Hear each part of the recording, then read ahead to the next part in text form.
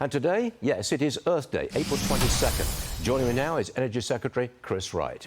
Mr. Secretary, what's the message from the White House this year? Surely it's not, let's save the planet.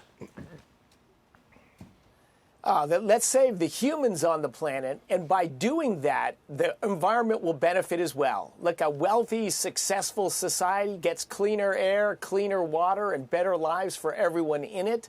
When we start deciding that humans are just collateral damage and there's some mystical needs that only the prophets can understand of the planet, and we pursue those directions, everyone loses, environment and humans. According to a new report, 66% of new electricity generating capacity came from solar energy. Texas led the charge in solar installations.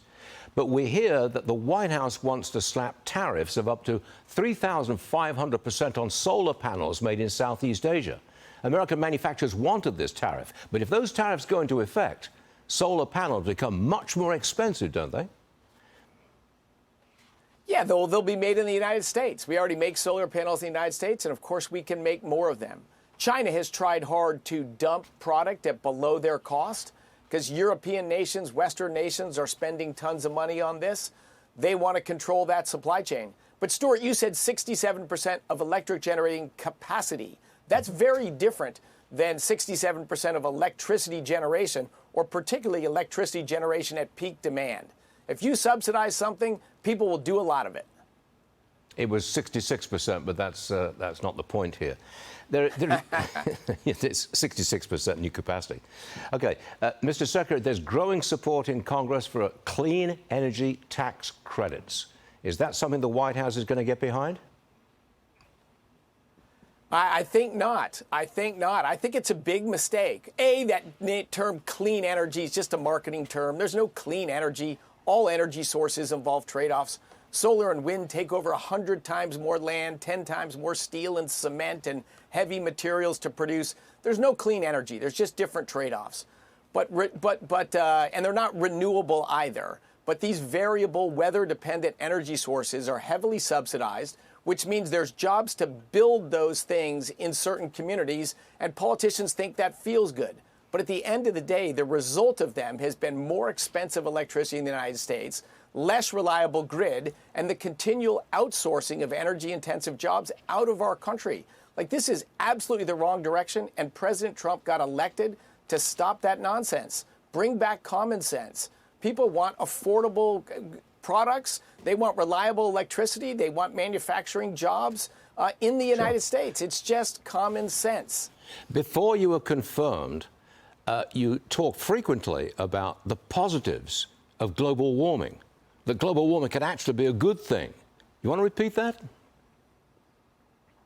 Yeah, I always talk about the trade-offs of it. Yes, CO2 is not a pollutant. It's plant food. We've increased it 50% in the atmosphere, and for 40-plus years, the planet is greening. Deserts are shrinking, agricultural productivity is up, grasslands and forests are growing faster than before. That's absolutely a positive. 10 times more people die of the cold every year than die of the warm. So a little bit warmer planet means a little less risky for human beings. Of course, there's positives to global warming, and there's negatives too. But let's just be sober and honest about it. It's not a quasi-mythical, we treat it as a religion, and everyone's going to die in 10 or 20 years. Nothing in the data, nothing in the science shows anything like that.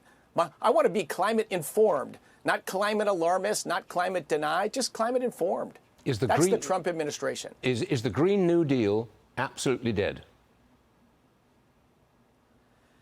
The Green New Deal should be dead, and we're doing everything we can to kill it. But as you mentioned, politicians love candy. If there's a subsidy in place and it brings money spent in their state, they think it's good. Regardless of the long-term impacts, those short-term expenditures of those dollars feel good. But that's how we got in the budget trouble, right? We spend today $1.30 for every dollar we spend in taxes.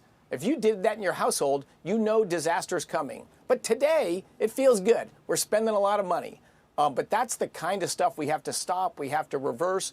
President Trump and his administration are doing everything they can to reverse that tide. But that's hard to do, for sure. And Congress controls the purse strings.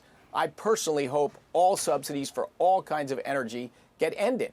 That's the only way you can drive down prices and reduce the growth of government. Mr. Secretary Chris Wright, thank you very much for joining us this morning. We do hope to see you again, and soon. Thank you, sir. Thanks, Stuart.